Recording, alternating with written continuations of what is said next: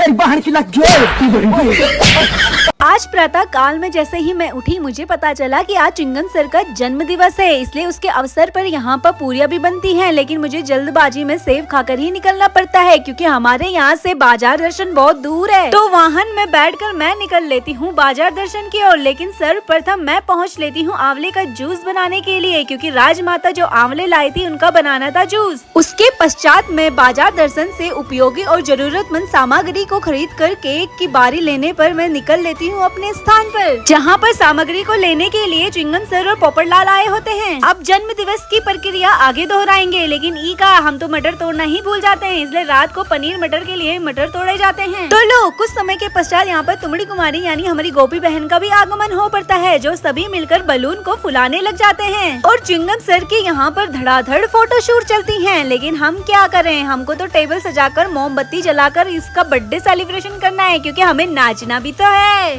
Happy birthday to you. इसके बाद इन लोगों की थोड़ा बहुत फोटोशूट होती है। उसके बाद कैंडल बुझाने की बारी आती है, लेकिन जग्गू चाचा का थोपड़ा तो देखो, लप्पू से थोपड़ा।